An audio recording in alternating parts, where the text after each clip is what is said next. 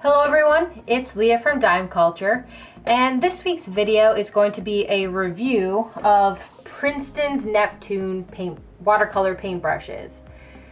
I chose to do a review of this for two reasons.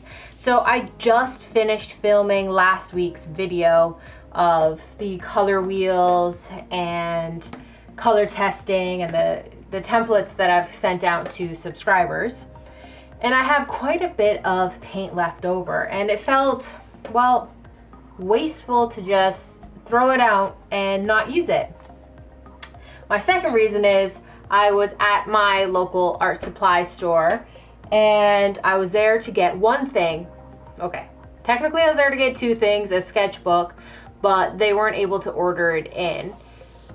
The most important thing I was going there for was to get a new pen.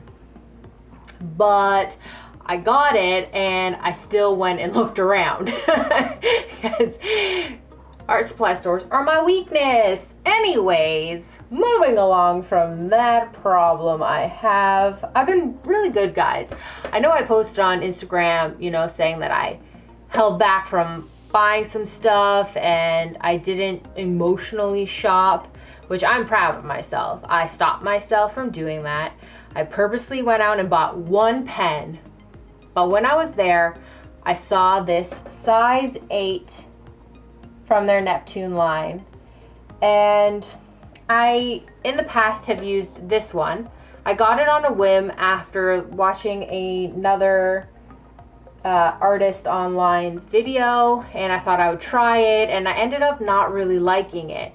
And my fear is that I didn't like it because it's a dagger brush versus my normal round. And when I was at the store, they had the 8 in stock, so I thought, well, why not get it?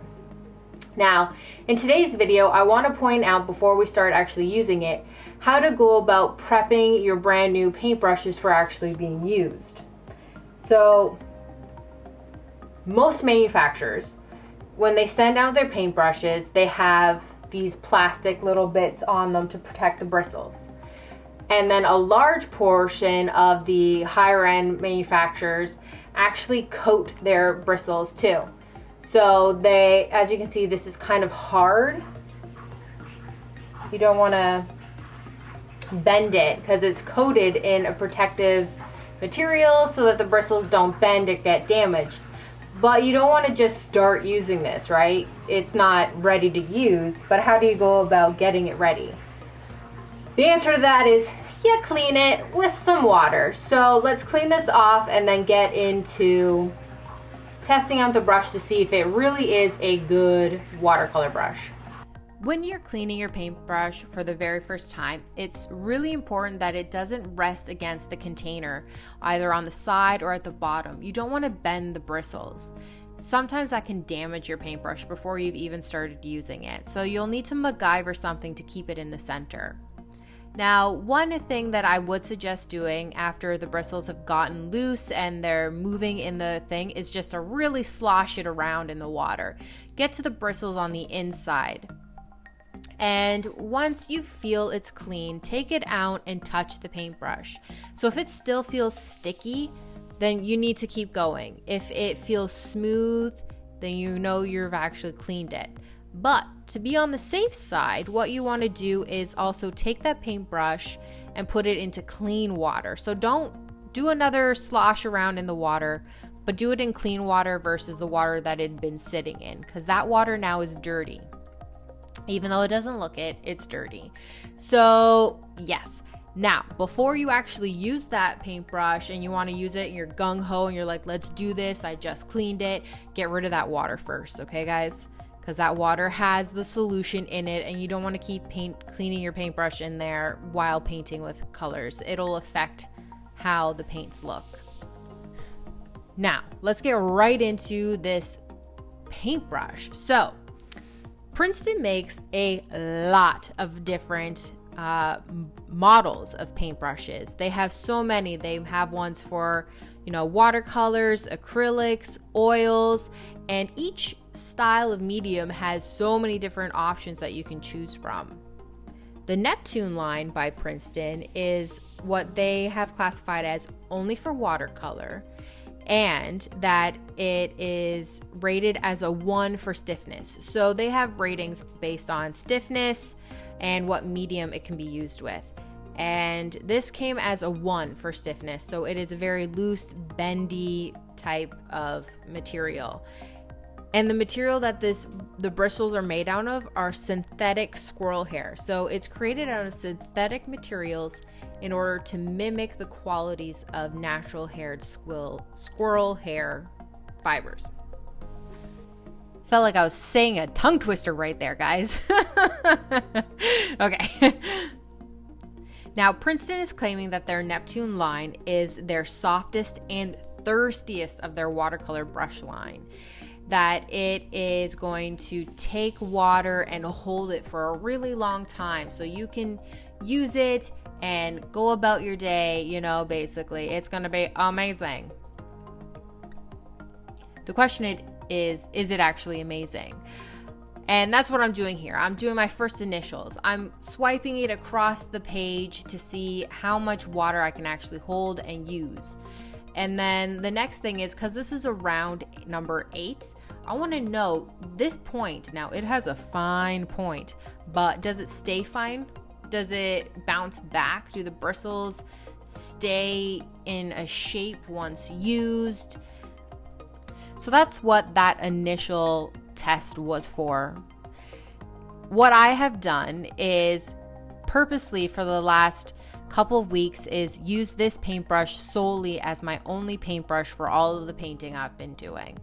And right here is a time-lapse video of one of those paintings that I actually recently did the other day. I find that you can do all the clinical style testings of a paintbrush, but unless you actually use it in your everyday practices and go about your own style of painting, you won't really know if a paintbrush is right for you or whether or not it actually does do what it claims to do.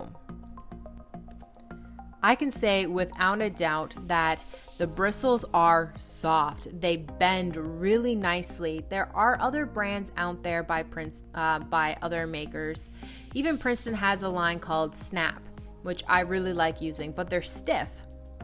So when you bend them, it bends right back really fast. So creating smooth motions isn't as easy with those ones, where this one is, it just flows. It bends to your movement. Now, there can be a downside to paintbrushes that have that kind of softness, and it can be the fact that they don't go back into position. So if you're using a round brush and you push and it's soft, it could take the form of flatness. It could flatten out. But these ones don't do that.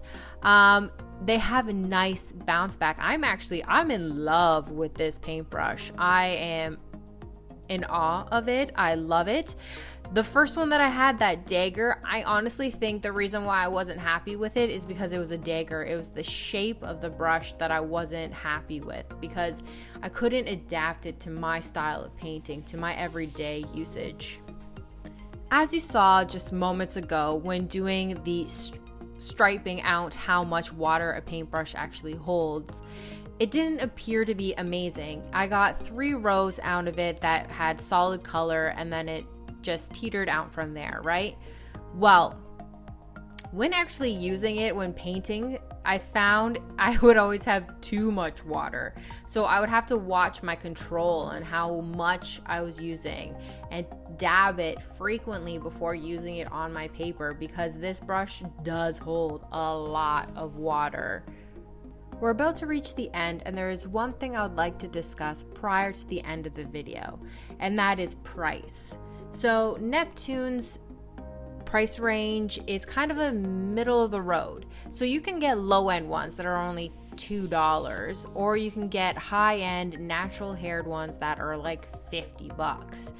Neptune is actually on the lower side, but still a little expensive for beginners. So this size 8 that I own is $12 from a local store here in Canada called Curry's.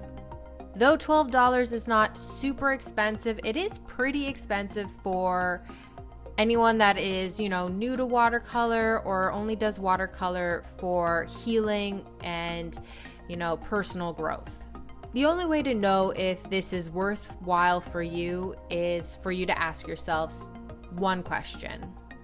How important is longevity to you? So if you're the type that doesn't matter, you'd rather spend $2 on a paintbrush that might only last you a couple months and then buy a new one down the road when it's required, then do so. If you're the type that actually wants something that'll hold a lot of water, retention, and will last you a long time, maybe even years, then this is the brush for you. Alrighty, so we're at the end. I hope you enjoyed this video and that it's helpful for you. If you have any comments or questions, leave that in the comment section below. If you liked it, please give it a thumbs up. And if you haven't subscribed already and you like what you saw here today, hit that subscribe button. All right. Thank you so much for watching this video. And until next time, everyone, stay magical.